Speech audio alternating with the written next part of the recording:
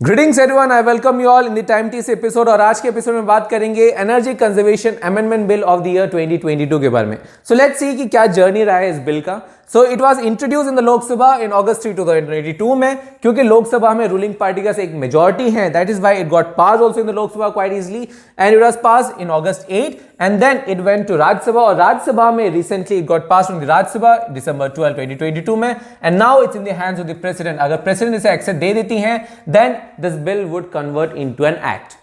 अब देखते हैं क्या क्या हाइलाइट्स हैं इस बिल के, क्योंकि काफी सारे एंटिटीज, काफी सारे अथॉरिटीज इसे टैग कर रहे हैं फ्यूचरिस्टिक बिल। सो देखते हैं कि क्या है फ्यूचरिस्टिक एस्पेक्ट इस बिल के। So the first point to note here is that this bill empowers the central government by amending the energy conservation act 2001 to make or to specify and carbon credit dating scheme. So carbon credit trade करने का जो scheme है उसे बनाने के लिए central government को power दे रही है by this act.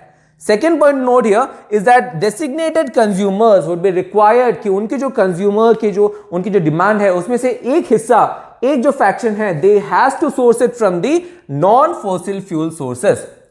Third point note here कि जो जो बिल्डिंग्स हैं जिनमें एनर्जी कंजर्वेशन कोड लगने चाहिए थे वो बिल्डिंग्स की जो एम्बिट है उसे बढ़ा दिया गया है।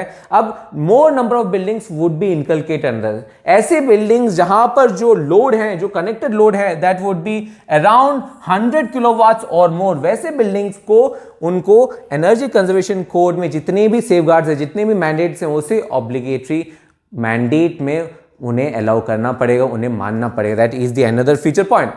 Last point to note here इसकी जितने भी हैं एनर्जी कंजर्वेशन स्टैंडर्ड्स, जो कंजप्शन स्टैंडर्ड्स हैं, वो ships as well as vehicles में भी लगेंगे as of this amendment bill.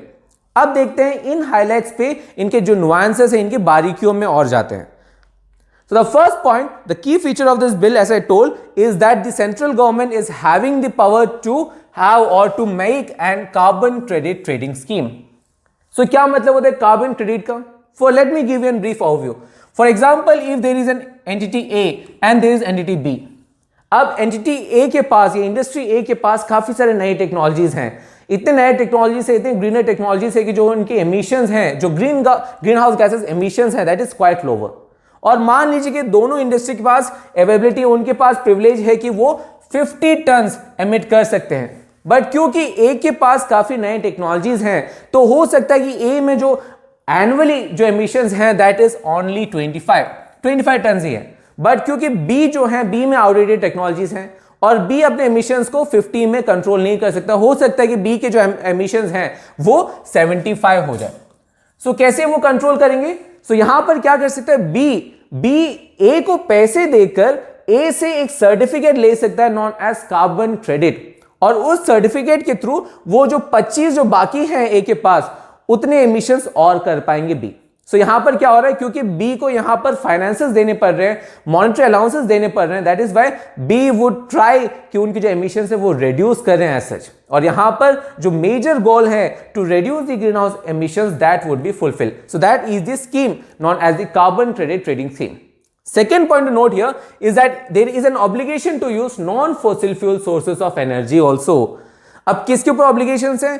ऐसे कंज्यूमर्स, फॉर एग्जांपल यहां पर इंडस्ट्रीज भी आ जाएंगे, जहां पर स्टील इंडस्ट्री है, माइनिंग इंडस्ट्री है, जो आपके ट्रांसपोर्ट सेक्टर है वहां पर भी आ जाएंगे, जो आपके केमिकल इंडस्ट्रीज हैं वहां पर उन लोग, या जो कमर्शियल बिल्डिंग्स हैं, हर एक कंज्यूमर के ऊपर एक ऑब्लिगेशन होगा कि particular fraction of that energy demand वो कहां से सोर्स करें, वो नॉन फॉसिल फ्यूल सोर्सेस से यूज करें। Third highlight of this bill is that the energy conservation code is there for the buildings. अब जनरली भी बिल्डिंग्स के ऊपर एक एनर्जी कंजर्वेशन कोड था, बट उस डेफिनेशन को और ब्रॉड कर दिया गया है। यहां पर कोई भी बिल्डिंग जिनकी जो कनेक्टेड लोड है that is more than 100 kilowatts, उन जैसे बिल्डिंग्स को उन्हें एनर्जी कंजर्वेशन कोड में जितने भी सेफगार्ड्स हैं, जितने भी मैंडेट्स हैं, उसे फुलफिल करना होगा। That is according to the bill which has been introduced. Fourth point to note here, इसकी जितने भी एनर्जी कंजर्वेशन स्टैंडर्ड्स हैं उनको फॉलो करना होगा। कैसे?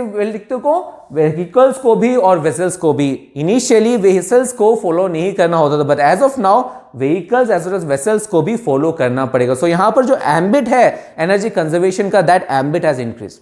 Fourth point to note here, इसकी जो कंपोजिशन है of governing council of B, what is this B? B is the bureau of energy efficiency. So जो गवर्निंग काउंसिल है उसे और ब्रॉड कर दिया गया है। फॉर एग्जांपल जो नंबर ऑफ सेक्रेटरीज हैं उसे बढ़ा दिया गया है, जो नंबर ऑफ मेंबर्स हैं इस गवर्निंग काउंसिल में और बढ़ा दिया गया है। So these are the major highlights और major features of this bill. अब देखते हैं कि क्या क्या है की issues of this bill. The first issue जो कि यहां पर आता है दैट इज कि जो क्वेश्चन है व्हेन इट कम्स टू कि किस मिनिस्ट्री के अंदर इस बिल या इस स्कीम को डालना चाहिए, क्योंकि ये जो बिल है this is coming under ministry of power.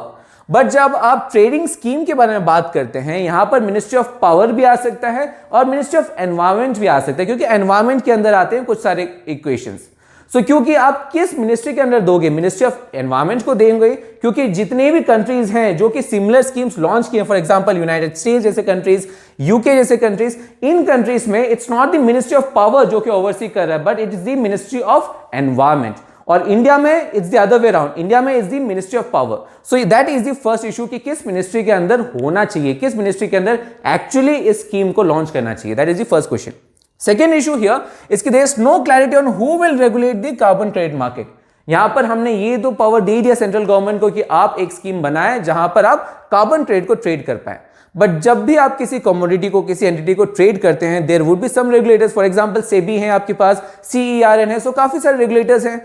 But इस स्कीम को रेगुलेट करने के लिए कौन सा रेगुलेटर होना चाहिए, that is not mention in this bill. That is the second issue. Third issue two point here कि ये जो सेम एक्टिविटी है जो कि हम लोग ने यहां पर मेंशन किए, we could have included this activity as part of various other certificates और various other acts. For example there is the renewable energy certificate under the electricity act of 2003, then there is another act known as the Energy Conservation Act of 2001। और ये जो scheme है, even though इसे as an totality हम एक scheme के अंदर launch नहीं कर सकते, but half by half, part by part हम इन स्कीम्स के अंदर इनकलकेट कर सकते थे, इन एक्ट्स के अंदर इनकलकेट कर सकते थे। तो यहां पर जो क्रिटिक्स है वो कह रहे कि इसके लिए एक नया बिल लॉन्च करने की जरूरत नहीं है, क्योंकि जब आप नए लॉज, नए बिल्स बनाते हो, नए एक्ट्स बनाते हो, सो उसे आप मोर कॉम्प्रिहेंसिव बनाते हो। उसमें जो रेड टेपिज्म है, जो ब्यूरोक्रेसी है, उनके पास मोर पावर्स होता है और उनमें काफी सारे इश्यूज होते हैं। सो इट्स बेटर कि हम यहाँ पे कानून ज्यादा ना बनाएं, जो पहले से कानून है उसके अंदर ही हम इसे इनकलकेट करें। That is the another criticism against this bill. Second major criticism of this bill is the challenges when it comes to the meeting the non-fossil energy obligations। देखते हैं क्या क्या है। So the first point to note here is जो choice है energy mix का, that is not very wide। For example, मान लीजिए कि दिल्ली में एक होटल है। अब होटल जो है क्योंकि कमर्शियल बिल्डिंग है, सो उन्हें भी एनर्जी कंजर्वेशन कोड के अकॉर्डिंगली एक पार्ट ऑफ देयर कमांड कहां से लेना पड़ेगा, नॉन फॉसिल फ्यूल एनर्जी से लेना पड़ेगा, जो कि मैंडेटरी इस बिल में। अब दिल्ली का जो होटल है, हो सकता है कि उस एरिया में सिर्फ और सिर्फ एक डिस्कॉम रहे जो कि उन्हें एनर्जी प्रोवाइड करता है। अब मान लीजिए कि उस डिस्कॉम में एबिलिटी नहीं है कि वो नॉन फॉसिल फ्यूल सोर्सेज से एनर्जी बनाए या उसे ड्राइव करे, तो इस होटल के पास ऑप्शंस नहीं है कि किसी और डिस्कॉम से वो एनर्जी ले, क्योंकि उस एरिया में सिर्फ और सिर्फ एक ही डिस्कॉम है। और इसीलिए ये जो मैंडेट आप प्रोवाइड कर रहे हो, जो ऑब्लिगेशंस है, ये इंप्लीमेंट करने में काफी डिफिकल्टी होगी। That is the another criticism. Another major criticism when it comes to the obligations of non-fossil fuels, that is कि there is difficulty with open access। यहां पर हम कह रहे हैं कि कोई भी जो कंज्यूमर है, जहां पर जो minimum load is of 1000 kilowatts, वैसे कंज्यूमर्स क्या कर सकते हैं, वैसे कंज्यूमर्स एक जनरेटर से ग्रीन एनर्जी ले सकते हैं, जिसे हम कहते हैं ओपन एक्सेस। इस स्कीम को कहते हैं ओपन एक्सेस। बट यहां पर जो जनरेटर बनाने की जो स्कीम है, जनरेटर खरीदने के जो कैपिटल कॉस्ट है, दैट इज क्वाइट हाई। और जब कॉस्ट जो है वो क्वाइट हाई है, तो जितने भी बिजनेसेस है वो प्रॉफिट पे चलते हैं, वहां पर फिजिबल होना जरूरी नहीं है। और जब भी कोई भी एस्पेक्ट फिजिबल ना हो, वो इंप्लीमेंट नहीं होंगे। तो सिर्फ और सिर्फ आप कानून बना के फायदा नहीं है, ये भी आपको मेक श्योर करना है कि कानून में क्या क्या सेफगार्ड्स हैं वो इंप्लीमेंट भी हो, and that is not seen here. Another point to note is the issue when it comes to the implementation of obligation of nascent technologies. अब इस बिल के अकॉर्डिंगली आपने डिवाइड कर दिया है few sources as fossil fuel sources. You know which are fossil fuel sources. कुछ sources हैं जो कि नॉन फॉसिल फ्यूल सोर्सेस हैं। फॉर एग्जांपल जो आपकी ग्रीन टेक्नोलॉजीज हैं, जो आपकी ग्रीन हाइड्रोजन है, बायोमास है, ग्रीन एमोनिया है, ये सब नॉन फॉसिल फ्यूल सोर्सेस में आते हैं। Then there are the renewable sources.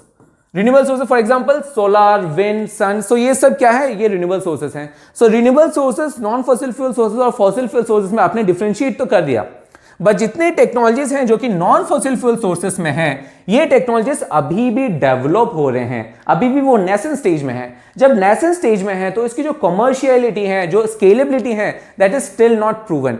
जब ऐसे टेक्नोलॉजी को आप मैंडेट कर देते हो कि आपको ऐसे नए टेक्नोलॉजीज इंप्लीमेंट करने हैं जिसकी जो कमर्शियलिटी है, जिसकी जो अवेलेबिलिटी है, जिसकी जो एफिशिएंसी है, that is a question, that is still questioning, that is still under research, तो वैसे टेक्नोलॉजी को आप कैसे इंप्लीमेंट करोगे, दैट इज द क्वेश्चन। और इसी वजह से इस बिल में there are the pros, there are the lot of allegations. So let's see how this bill could be implemented in the near future. With that, I hope a very good clarity has been provided when it comes to this bill. So stay tuned for more content. और इस bill के जितने भी nuances जो हमने discuss किए हैं, with all the aspects, with all the data would be given to you, जिसका जो लिंक है वो आपको वीडियो के डिस्क्रिप्शन में मिल जाएगा, as well as you can find this article in our website shieldis.in. So stay tuned for more content. Thank you.